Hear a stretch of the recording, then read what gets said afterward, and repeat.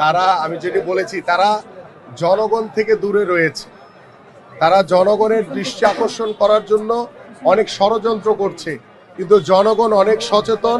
তাদের কোনো ষড়যন্ত্রে জনগণ সায় দিবে না, এবং সেটি আগামী 12 তারিখ ব্যালটের মাধ্যমেই জনগণ রায় দিবে।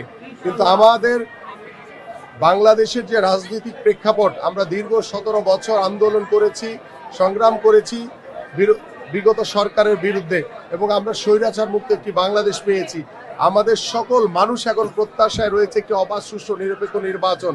কিন্তু সেই নির্বাচনকে সামনে রেখে একটি রাজনৈতিক দল তারা বিভিন্ন জায়গায় বিশৃঙ্খলা তৈরি করার চেষ্টা করছে। অস্ত্রসহ তাদের নেতাকর্মীরা ধরা পড়ছে। তারা আমাদের ঢাকা বিশ্ববিদ্যালয়ের প্রাচ্যের যে অক্সফোর্ড খ্যাত, সে বিশ্ববিদ্যালয় নিয়ে কুরুচিপূর্ণ মন্তব্য করেছে। এরা সুস্থ প্রকৃতির মানুষ না, কারণ সুস্থ হলে তারা এই ধরনের অশালীন কথা কখনোই বলতো না। আল্লাহ তাদেরকে হেদায়েত দান করুক, তারা যাতে ইসলামের সঠিক পথে যাতে তারা আসে, এটা তার জন্য তাদের কাছে আমি আহ্বান করছি।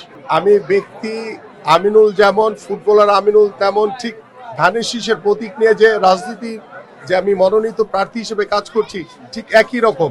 সো আমি এটাকে কোনোভাবেই কোনোটাকে আলাদা করার কোনো সুযোগ নেই, কারণ আমি এলাকায় ছোটবেলা থেকে বড় হয়েছি, এলাকার স্থানীয় ছেলে। এই এলাকার প্রত্যেকটি অলিতে গলিতে, খেলার মাঠে আমি দীর্ঘদিন ফুটবল খেলেছি। সো আমি আমার এই এলাকারই একজন প্রতিনিধি, আমি আপনাদেরই একজন প্রতিনিধি হয়ে আমি তাদের পাশে রয়েছি, ইনশাল্লাহ ভবিষ্যতেও থাকবো ইনশাল্লাহ।